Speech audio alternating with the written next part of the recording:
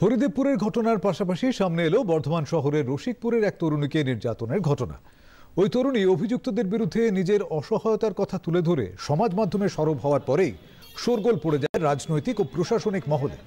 এরপরেই বর্ধমান মহিলা থানার পুলিশ 3 জনকে গ্রেপ্তার করে। নির্যাতিতাকে পুলিশের নিরাপত্তায় রাখা হয়েছে। ধৃতরা শাসক দলের ঘনিষ্ঠ বলে অভিযোগ করা হয়েছে বিজেপির পক্ষ থেকে।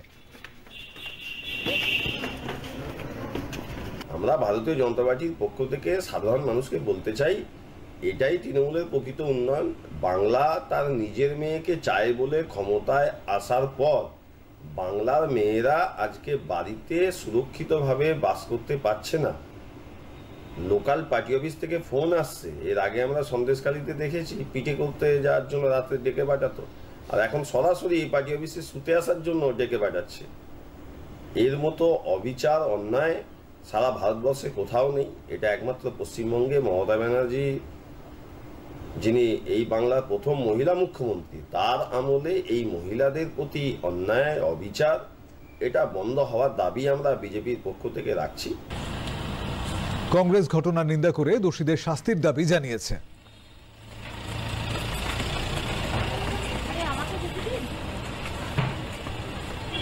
একটি মেয়ে সে তার সামাজিক মাধ্যমে তার ভিডিও পোস্ট করছে কতটা অসহায় হয়ে, যে আমি আর পারছি না, আমাকে সুইসাইড করতে হতে পারে। এটাই পশ্চিমবাংলা, এটাই মমতা বন্দ্যোপাধ্যায়ের পশ্চিমবাংলা, যেখানে আজকে কন্যাশ্রী দেওয়া হয়, আজকে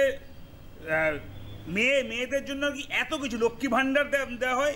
লক্ষ্মীদের এই অবস্থা, যেখানে লক্ষ্মীরা অসহায় হয়ে বলছে যে আমি আর থাকতে পারছি না, আমাকে তাদের সঙ্গে নাকি বেড শেয়ার করতে হবে, না হলে আমাকে প্রাণে মেরে দেওয়ার একটা চেষ্টা করা হচ্ছে।